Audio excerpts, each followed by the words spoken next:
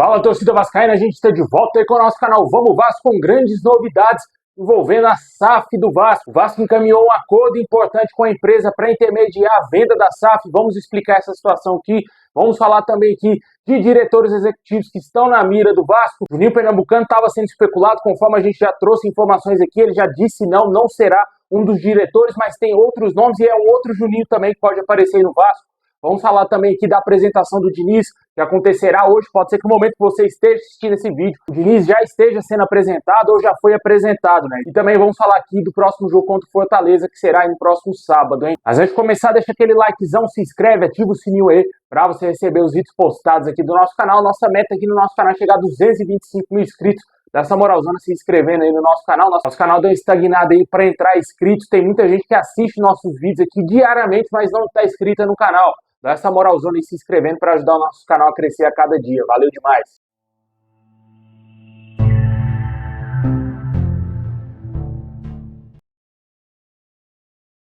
Bom, pessoal, próximo adversário do Vasco aí, o Fortaleza não vence fora de casa desde o mês de fevereiro, quando venceu o Sport pela Copa do Nordeste.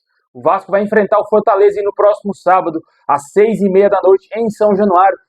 Depois de longos 9 jogos sem vencer, o torcedor tem uma grande expectativa que o Vasco seja capaz de vencer o Fortaleza no Caldeirão. O Vasco já está há algum tempo sem jogar em São Januário e usa esse fator casa para tentar voltar a vencer e vencer no Campeonato Brasileiro para sair da zona do rebaixamento. O Fortaleza que vem de um péssimo resultado na Libertadores, empatando com o Atlético Bucaramanga em casa, lá no Castelão. O Vasco, logicamente, não é favorito a vencer o Fortaleza pelo péssimo futebol que vem apresentando nos últimos jogos, né? A menos que o Diniz faça algum milagre nesses dias e o Vasco entre em campo dominando o Fortaleza, o que eu acho complicado, o que eu acho bem difícil de acontecer.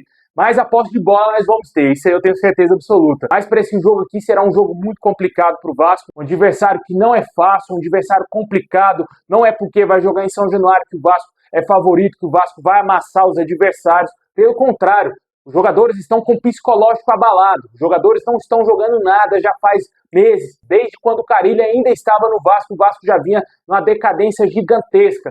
E agora chegou no ápice, né? Onde o Vasco não consegue competir, onde o Vasco não consegue sequer atacar nos jogos para ameaçar o adversário alguma vez dentro da partida. Isso não vem acontecendo. E com certeza, uma vitória nesse momento traria um novo astral à equipe do Vasco. É isso que tenta fazer o Fernando Diniz, segundo algumas informações. O Fernando Diniz é formado em psicologia, para quem não sabe, e ele tenta melhorar a parte mental dos jogadores primeiro, né? Porque os jogadores estão totalmente abalados aí pelos fracos desempenhos do Vasco, cara. O torcedor critica, assim, com total razão, tem que criticar mesmo esses jogadores. Eles têm que saber lidar com as críticas, porque recebem muita grana para isso. Logicamente, você não vai sair ofendendo a família do cara, você não vai sair ameaçando o cara como um bandido faz, né? Mas você tem que cobrar e pressionar, sim, para que ele tenha um desempenho melhor dentro de campo, porque ele está sendo muito bem remunerado por isso. E é o papel do torcedor cobrar esses jogadores e principalmente a diretoria, que é quem trouxe esses jogadores fracos para o Vasco. E o Diniz sabe muito bem disso, sabe muito bem dessa fase atual do Vasco, e ele deverá ser um dos responsáveis para tentar levantar esse astral, digamos assim, desses jogadores para que eles possam fazer o melhor campeonato brasileiro, para que o Vasco não caia de divisão, o mínimo, né? O mínimo que a gente espera, pelo menos ali 15º, 16º lugar. Porque se cair de divisão, meu amigo, o Vasco pode demorar até anos para voltar para a elite do futebol. Porque hoje, para o Vasco, cair de divisão é praticamente decretar falência. Porque uma queda para a segunda divisão, você perde todas as suas receitas, todas. Você passa a ganhar a mixaria da televisão de transmissão de jogos do Vasco e o Vasco vai ter praticamente nenhuma renda. Somente aí a renda de São Januário. E olha lá se o torcedor comprar a ideia de apoiar esse time na Série B.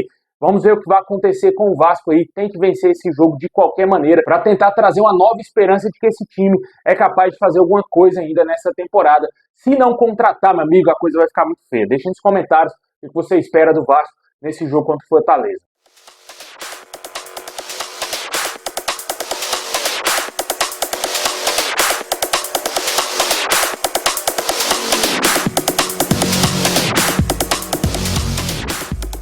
Bom, hoje acontecerá, enfim, a apresentação oficial do técnico Fernando Diniz.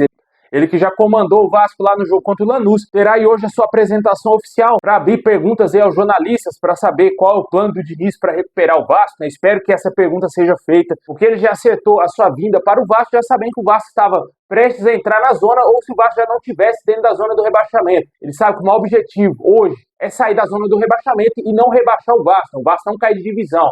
A gente torce muito para que até a pausa para o Mundial o Vasco tenha saído dessa situação incômoda e que com certeza tenha se classificado na Copa Sul-Americana. Se não se classificar na Sul-Americana, para ser bem sincero aqui, eu acho melhor, porque o Vasco tem que focar totalmente no Campeonato Brasileiro e não temos elenco para 3 competições. A Copa do Brasil dá mais dinheiro para o Vasco. Claro, não é o campeonato mais fácil do que poderia ser a Sul-Americana, mas o Vasco jogando com o time principal, o time titular, poupando no Brasileiro para a Sul-Americana, o Vasco não consegue vencer, como o Puerto Cabello, não consegue vencer esse time fraquíssimo do Lanús. Para que jogar essa competição? Faz igual o Cruzeiro, mano. Abre mão disso aí e foca somente no Campeonato Brasileiro aí. Porque a obrigação do Vasco é não cair de divisão. O Vasco não tem elenco para disputar 3 competições. E isso pode arrebentar os jogadores e o Vasco ser rebaixado. O Vasco cair de divisão e você vai perceber, pô, tinha que ter abrido mão da Sul-Americana, talvez, para a gente ter uma maior chance no Campeonato Brasileiro. Só que a diretoria não pensa assim. A diretoria trata a Copa Sul-Americana como total prioridade. Eles não acham que o Vasco corre risco de cair de divisão. Aí que tá o perigo. Como diz a música, aí que mora o perigo, meu amigo. Vou falar pra você, mano. Esse planejamento dessa diretoria do Pedrinho é uma piada.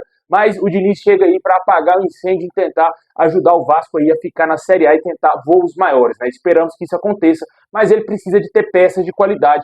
O Vasco precisa ir forte, muito forte no mercado. No mínimo, 5 a 6 reforços têm que ser contratados de qualquer maneira. Não importa, tem que ser reforço de qualidade. Não adianta trazer esse bando de bagre aí, como esse Benjamin Garré, esse Lloyd Augusto, Jean Davi, por aí vai. Esse Maurício Lemos, que veio bichado. Você trazer jogador bichado pro Vasco é dar o tiro no pé mais uma vez. Estamos precisando de zagueiro. O zagueiro da base está jogando porque os zagueiros que o Pedrinho contratou ou tá bichado ou não tem capacidade para jogar, como é o caso do Lucas Oliveira. Deixe nos comentários o que você espera da chegada do Diniz, que será apresentado hoje lá no Vasco. Bom, e tivemos aqui atualizações quanto à busca do Vasco por um novo diretor executivo. Segundo o jornalista Joel Silva, Rodrigo Caetano segue ainda como a primeira opção para o Vasco como diretor de futebol. Os problemas institucionais do presidente Edinaldo Rodrigues na CBF podem acarretar em mudanças. O Vasco estaria esperando até a semana que vem ou até mais alguns dias para poder tentar a nova investida aí pelo Rodrigo Caetano. Outra alternativa seria aí o Juninho Paulista, já que o Juninho Pernambucano, segundo as informações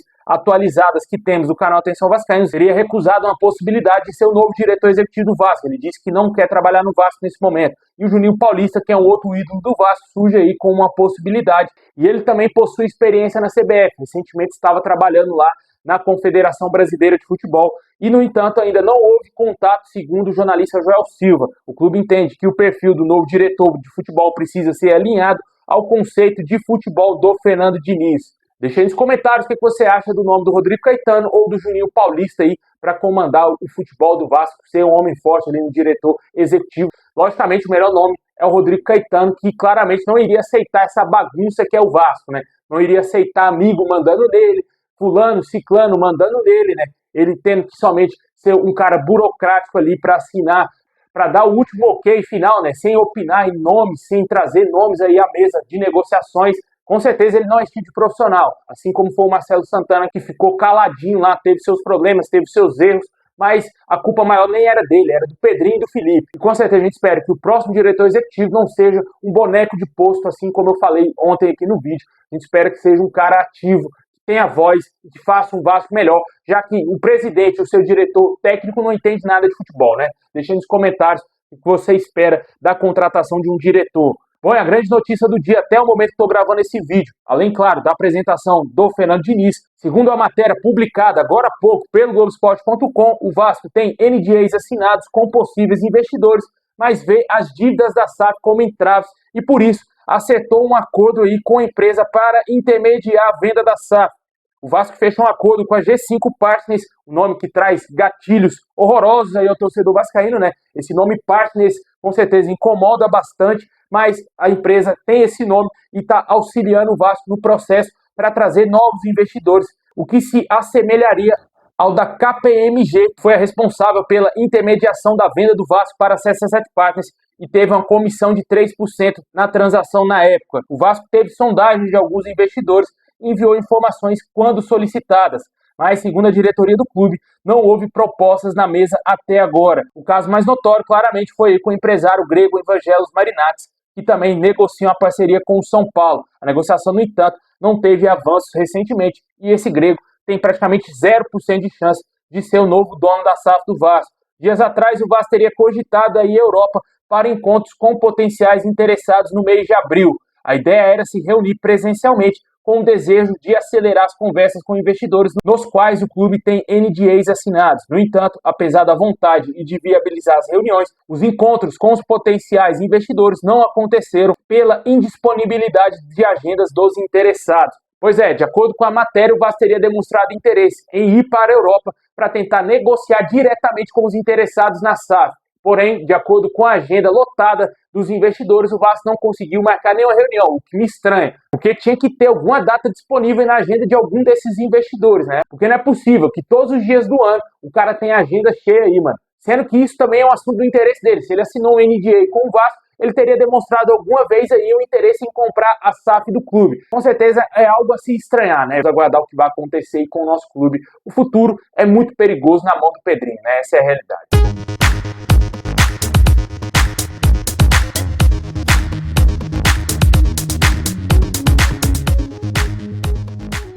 Bom, pessoal, esse é o vídeo de hoje. Deixa aquele like, se inscreve, ativa o sininho, tamo junto. É nóis.